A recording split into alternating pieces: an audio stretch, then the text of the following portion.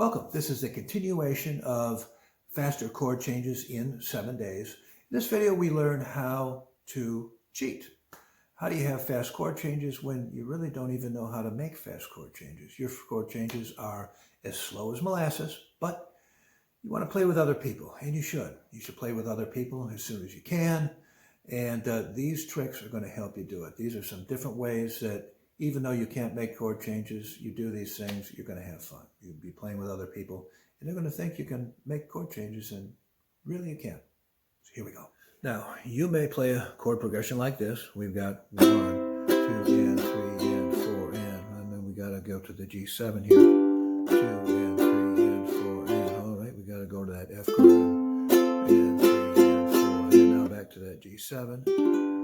Okay, it's okay for a beginner to do that, and that's how a lot of people play chord progressions. And while you're working on faster chord progressions, that's okay. As long as you're using all the tricks you learned here and improving those chord progressions, you can do that.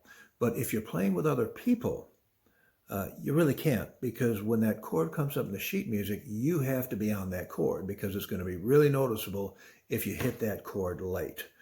Now, the trick here is it won't be noticeable if you take that pause that you use to change chords and put it somewhere else. We put it somewhere where it won't be noticed. And so there's quite a few different ways to do that I'm going to show you here. Let's say we have a real simple progression, and we're doing just one strum for 4 counts, like 1, 2, 3, 4, 1, 2, 3, 4. Let's say that's our progression.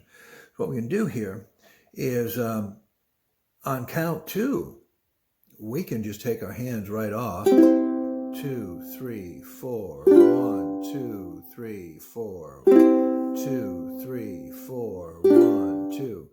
So you notice on count 2, we just take our hands right off the strings, and we use those last 2 counts to move. And if you do this when you're playing with other people, they're not going to notice that. 1, 2, 3, 4, 1, 2, 3, 4, 1. And they're going to notice you're playing the chords on time, which you need to do, okay? Now, another thing we can do here, let's say we have some more complicated strums, and it's a little bit more of a challenging strumming pattern. So let's say we got 1, 2, and 3, 4, and, okay, for our strum. And we have a similar progression. We got 3, 4, and 2, and 3. Okay. What we can do here is we can just skip that last strum and use that time to change chords. So we've got 1, 2, and 3, 4, and 1, 2, and 3, 4, and 1, 2, and 3, 4, and 1, 2, and 3, 4, and so on. So we can skip the last 2 strums too if you want.